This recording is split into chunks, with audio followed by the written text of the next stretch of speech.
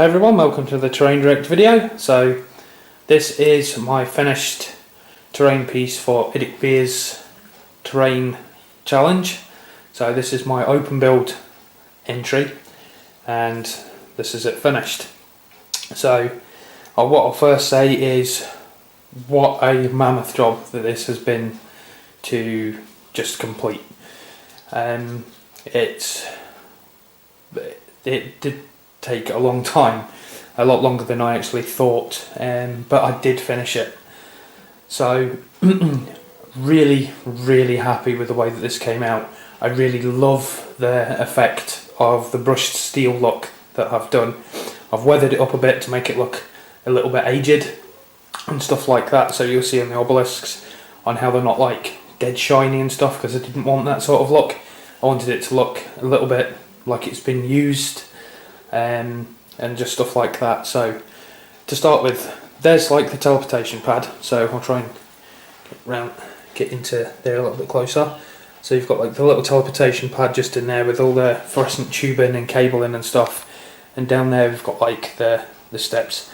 That model's just there just to show the actual size, so we all know what size like a Space Marine is, and yeah, that's like the whole size of it. So I went for like the black up the front to make it just like stand out, so them like, I don't know what they're called, but like the fluorescent cabling, like the energy tubes, so they just like really pop out as they're coming into it. So I'm really happy with those and the way that all those have came out. It is completely still modular. It did take a long while. I was going to have to glue some of it until eventually I realised a way of doing it, and I managed to get it done. So I did make originally 4 of these tubes, but the model just looked far too busy.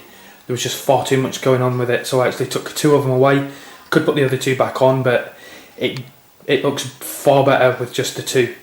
So there's the obelisks, and then we'll get a little side shot of it. Sorry for the shaky cam, because I'm doing this freehand because it's just far easier. So you've got like the pylons which the monolith will fit on, and down the sides will be energy tubes and stuff like that. And I'll show you like the obelisks with them energy beams coming, the energy tubes coming out. Now they were a little bit tricky, trying to bend them and keep them like completely in shape and things like that. That was also really tricky, but I managed to find a way around that by like boiling water and stuff, and just very slowly just trying to bend them and just make sure that they don't break. But they've been on there now for about 3 days, so I know they're going to retain the shape, and they glued in pretty easily after that. So I'm really happy with the way that this came out. I'm really loving the way the brushed steel effect on it. I was going to end up painting it like a blue at one point, because it wasn't working for me. The brushed steel wasn't working, it was just too shiny. But eventually it paid off. And the reason why I like the brushed steel is when you look at it from different angles, the colour changes. So you haven't just got that big glare on it, and I really like that look. It's very labour intensive trying to get this brushed steel, because it's a lot of going back and forward between very thin coats of silver.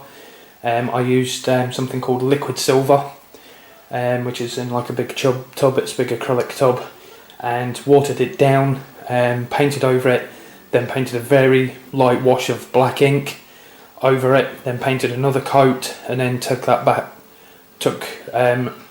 another coat, but in between each one she was painting like up the way, then across the way, then down the way, then across the way.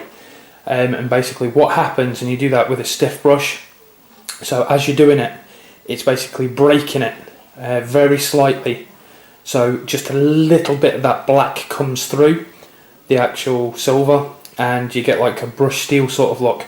So it's not like exactly all straight, you have got like little sort of basically brushed steel, so it's like a little bit grooved in lines and stuff, and it's a fantastic way of doing it. And then after I finished that, I went on my MIG pigments, used the black smoke, and just basically give them a very light dusting right the way over, sealed that, with some matte varnish, because that, again, just to try and help the glare, because I didn't want this piece to like completely glare. I wanted it to look kind of matte, and basically that's it. It's a mammoth piece of a building, but it is, like I say, completely modular, so you can take everything away. Sorry if this is going to shake a bit, but what we'll do is we'll take off the pylon piece, take away these two.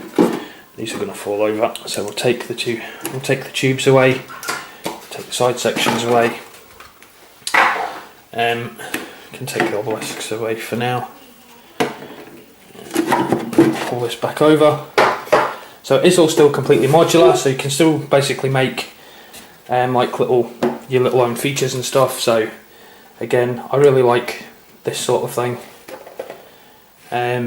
Putting that there and blocking that there. And look, now we've got two buildings. And you could even like maybe put your monolith or something like that. I'm just going to put an obelisk on there, but you can actually fit your monolith on there. Because of the way that this is angled, just there, that actually just should fit at the front of the monolith. Haven't got a monolith to test it out, but yeah, it should. And then there's still a couple of little bits of terrain pieces left over. So you've still got another couple of little bit of like monoliths obelisks as well. And you've got your little teleportation pad. So it can be built up as one building, or I think there's enough terrain there to actually make you like a full set of table of terrain between all the pieces and stuff like that. So yeah, I'm really happy with the way that came out, and the fact that it can all be packed away just inside the box. Basically the only thing that it is, instead of having one box now turned upside down, you turn that one upside down, turn that one upside down, and pretty much everything fits into the two sections. That's the way that I've been storing it anyway. So I've just been turning it upside down, dropping these in at the sides, put that one last, and then I've just been like putting my obelisks just inside there,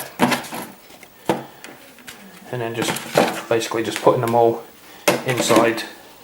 With that one, I just turn that one over upside down and drop the other sections into it. And then the tubes I just put just on the side. Sorry with the really shaky camera there, guys. Like I said, this isn't a tripod building.